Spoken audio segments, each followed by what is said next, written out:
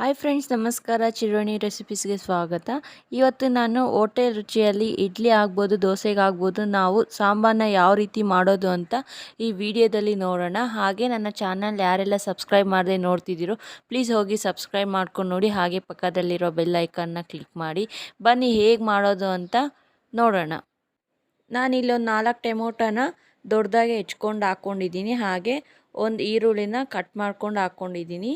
ಹಾಗೆ ಇದಕ್ಕೆ ಒಂದು 7-8 ಬೆಳ್ಳುಳ್ಳಿ ಹೆಸರು, ಹಾಗೆ ಅರ್ಧ ಟೇಬಲ್ ಸ್ಪೂನ್ ಆಗೋಷ್ಟು ಮೆಣಸು, ಅರ್ಧ ಟೇಬಲ್ ಸ್ಪೂನ್ ಆಗೋಷ್ಟು ಜೀರಿಗೆ, ಅರ್ಧ ಟೇಬಲ್ ಸ್ಪೂನ್ ಆಗೋಷ್ಟು ಅಚ್ಚ ಖಾರದ ಪುಡಿ ಹಾಕ್ಕೊಂಡು, ಹಾಗೆ ಅರ್ಧ ಟೇಬಲ್ ಸ್ಪೂನ್ ಆಗೋಷ್ಟು ಧನಿಯಾ ಪುಡಿನ ಹಾಕ್ಕೊಳ್ತೀನಿ. ನಾನೊಂದು 6 ಹಸಿಮೆಣ್ಸಿನ್ಕಾಯಿನ ಹಾಕ್ಕೊಳ್ತೀನಿ. ಇದು ಸಾಂಬಾರಿಗೆ ಖಾರ ಇದ್ದರೆ ತುಂಬ ಚೆನ್ನಾಗಿರುತ್ತೆ. ಹಾಗೆ ಒಂದು 1/4 ಟೇಬಲ್ ಸ್ಪೂನ್ ಆಗೋಷ್ಟು ಅರಿಶಿನ ಹಾಕ್ಕೊಂಡು ಇದೆಲ್ಲ ಮುಳುಗೋ ಅಷ್ಟು ನೀರನ್ನ ಹಾಕ್ಕೊಂಡು ಒಂದು ವಿಜಿಲ್ನ ಕೂಗಿಸ್ಕೊಳ್ಳೋಣ.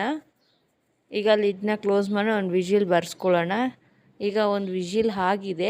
ಈ ನೀರನ್ನೆಲ್ಲ ಒಂದು ಸ್ಟ್ರೈನರಲ್ಲಿ ಹಾಕ್ಕೊಂಡು ನೀರನ್ನೆಲ್ಲ ಚೋದಿಸ್ಕೊಳ್ಳೋಣ.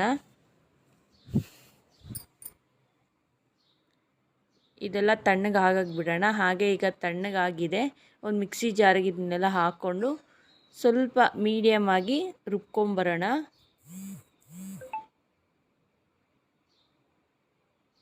ನೋಡಿ, ಈ ರೀತಿ ಈ ಥರ ಪೇಸ್ಟ್ ಆದರೆ ಸಾಕಾಗುತ್ತೆ. ಈಗ ನಾವು ಆಗಲೇ ಬಗ್ಗಿಸ್ಕೊಂಡಿರೋಂಥ ನೀರಿಗೆ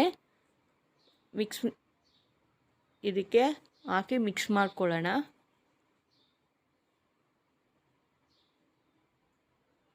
ಈಗ ಇದಕ್ಕೆ ಸ್ವಲ್ಪ ರುಚಿಗೆ ತಕ್ಕಷ್ಟು ಉಪ್ಪನ್ನು ಹಾಕ್ಕೊಂಡು ಎಷ್ಟು ಬೇಕೋ ಅಷ್ಟು ನೋಡಿಕೊಂಡು ನೀರನ್ನ ಹಾಕ್ಕೊಳ್ಳೋಣ.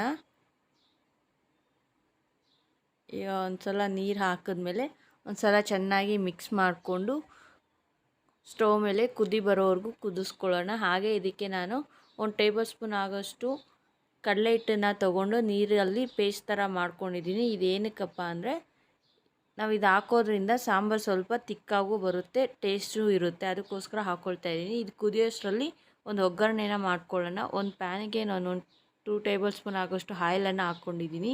ಈಗ ಇದಕ್ಕೆ ಅರ್ಧ ಟೇಬಲ್ ಸ್ಪೂನ್ ಆಗೋಷ್ಟು ಸಾಸಿವೆ, ಹಾಗೆ 1-2 ಬ್ಯಾಡಗಿ ಮೆಣಸಿನ್ಕಾಯಿನ ಹಾಕ್ಕೊಳ್ತಾ ಇದ್ದೀನಿ. ಹಾಗೆ ಇದಕ್ಕೆ ಸ್ವಲ್ಪ ಕರಿಬೇವನ್ನು ಹಾಕ್ಕೊಂಡು ಚೆನ್ನಾಗಿ ಮಿಕ್ಸ್ ಮಾಡ್ಕೊಳ್ಳೋಣ.